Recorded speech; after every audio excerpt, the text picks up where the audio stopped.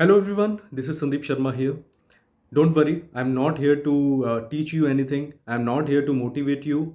Most of you have enough motivation as of now. So I'm here to talk about those small little things which per se don't mean anything, but in a competitive exam they can make a big difference. So क्या सबसे पहले क्या नहीं करना है? What is not to be done? The number one thing is do not panic right now. I know many of you are in a state of panic, and many of you are thinking, Sir, I cannot remember anything. It's okay. Even toppers are also feeling like that. So you're not alone if you feel that you cannot remember anything. I just have a question to you. Ask yourself, in the last 25 years of your existence, क्या कोई ऐसा exam था? Was there any exam where you got up in the morning or one night before you asked yourself कि क्या मेरी तैयारी है? The answer would always have been आज ये नहीं पढ़ा, वो नहीं पढ़ा, I have not read this, I have not read that. So there is no such thing as perfect preparation. We make plans, but most of the times we are only able to execute them 70 to 80%.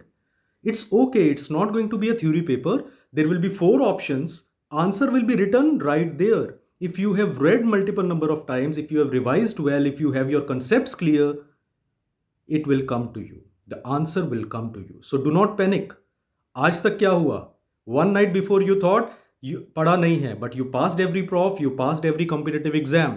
So this will happen very smoothly this time around as well. By this time, you are a pro in thinking that तैयारी नहीं है, but still you do well. So trust your instincts, trust your preparation. And if there is something which you cannot recall, there are a million others who cannot recall as well. So it's okay. Do not panic. Number two, do not start a new thing. जो पढ़ लिया, now the time to read new thing is absolutely gone. Reading any new thing is absolutely contraindicated, कितना भी important हो. Only revise whatever you already know. And number three, a small suggestion from my side. Today is Friday, tomorrow is Saturday, day after is your exam. Tomorrow, do not sleep between 3 to 7 p.m. Our mind has a tendency to form habits. If you start sleeping between 3 to 7 p.m., and if you particularly sleep tomorrow in this period, your mind will be drowsy the next day as well. There are scientific reasons for that. There have been books written, and leading psychiatrists and psychologists have confirmed that if you have a competitive exam or a competitive sport coming up, and if there is a timeline during which you are supposed to perform, be active during that study period. So make it a point. Tomorrow 3 to 7 p.m. You will not sleep, number one. Number two, just for 15 minutes you will solve some MCQs. Just make your brain feel like you are giving an exam. Do not solve the complete grand test or complete mock exam. Only 15 minutes during those 3 to 7 p.m. Just train your mind for once and stay active, stay alert at that time. That is very important. So these are the things not to do. Do not panic, do not start new thing, and do not sleep between 3 to 7 p.m. before your exam, because your exam is going to be held in the same time. What to do? Friday, आज रात 4 घंटे, Saturday 6 to 7 hours tomorrow, and Sunday if you feel like maximum 1 hour. That's it. This is the only time you have. So the remaining 10 to 12 hours, what are the areas you should be focusing on? If you have something pending, finish it off. If you have done everything, what are the key areas you should just have a look before you go to the exam? In pharmacology, go through antimicrobials, drug of choice, classification of drugs, pharmacokinetics, pharmacodynamics. A lot of pharmacology comes in NEET entrance, and it is a labile subject. In pediatrics, my own subject, focus on torch infections, CAH, metabolic, which videos I have put. Do not listen to them as a part of your study. Whatever you are doing, just keep it playing in the background. Milestones को एक बार नज़र मार लो. Pneumonia, diarrhea, and severe acute malnutrition, neonatal resuscitation, the usual things. In medicine, do not forget the five CNS disorders: Alzheimer, Parkinson, multiple sclerosis, myasthenia gravis, and Guillain-Barré syndrome. Down Edward Patau, Turner Klinefelter, and Noonan syndrome. Have a look at the visuals in radiology. CT and MRI में which structure, how would you identify? Labeling of structure is often asked in radiology questions.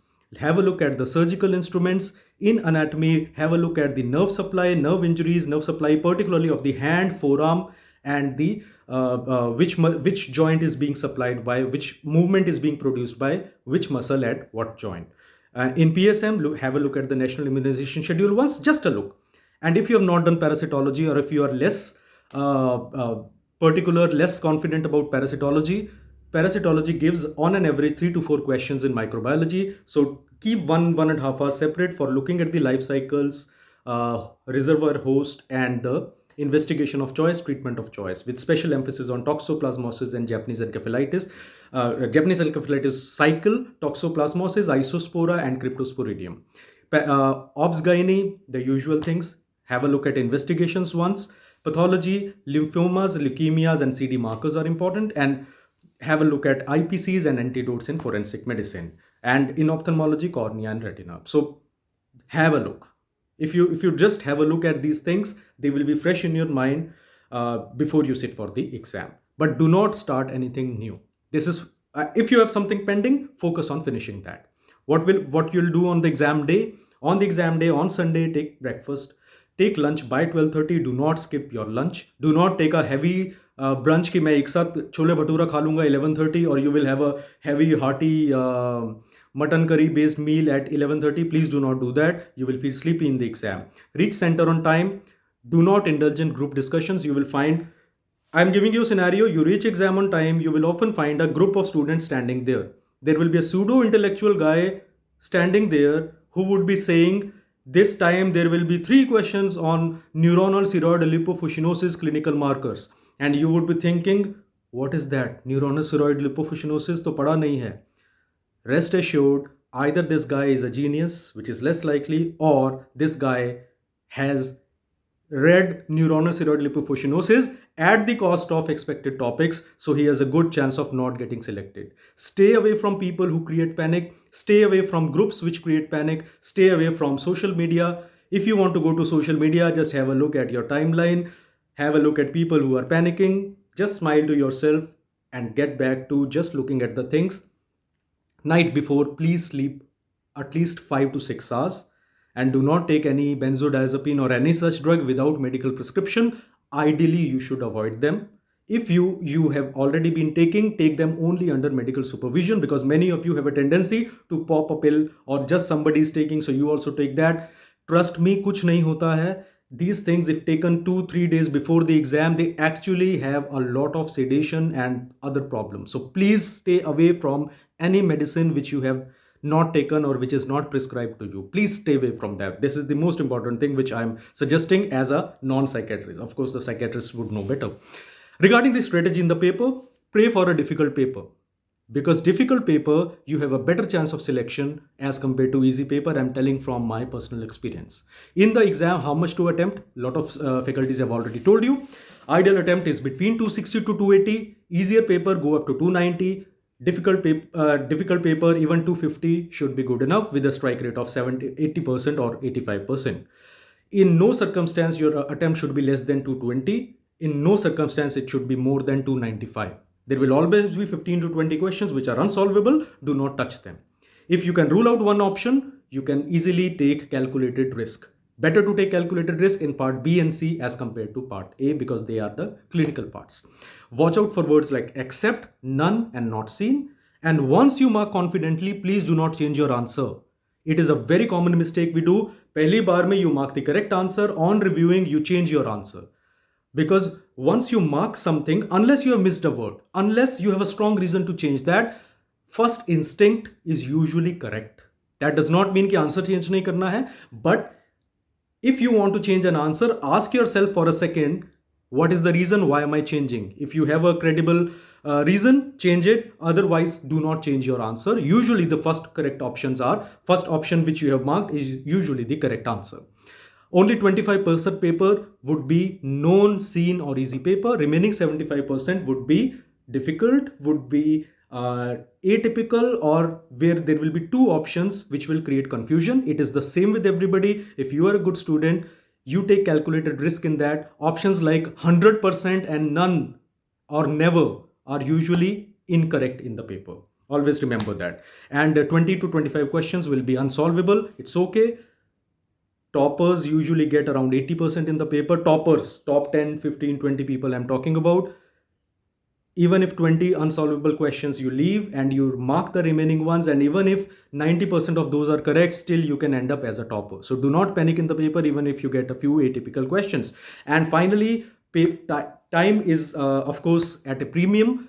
Do not linger on a question for too long. Keep 15 minutes pending at the end. Keep a margin of 15 minutes when you can have a look at the things which you need to think again. Whenever you panic, look into the mirror and ask yourself, this is are you ready? Because this is what I have been waiting for. Think of yourself as Avengers. This is your end game. If panic sets in, maximum क्या होगा? Mistake हो जाएगी, सभी करेंगे, it's okay. हमें बाकियों से कम mistake करना है, and post exam life would be better. Trust me, life would be better. You'll sleep, you'll party a bit, you'll visit places, and you'll wait for the results. The wait will be excruciating at some times, but at least you'll be out of this loop of studying, and looking at the same notes. And a lot of people ask me, कि sir, अभी तक I did not get a good rank in any mock exam. Will it happen in the actual exam? Yes, it can happen. It will happen in the exam. In my case, my best four ranks were in the actual papers I gave as compared to the previous ones. Yes, it has been a few years since I gave the exams, but rules remain the same. Please stick to the rules. Let others panic. हम panic नहीं करेंगे. Without panicking right now, just have a look at all the things. Take good meal. Talk to your family. Talk to your friends. If you believe in God, pray to them. If you don't believe in God, it's okay. Just trust yourself and make everyone proud. Nothing to lose, everything to gain. All the best for your exams. If you have any specific queries, you're most welcome to ask me. If you have no queries, I'll be more than happy. And do tell me how the exam went. All the best.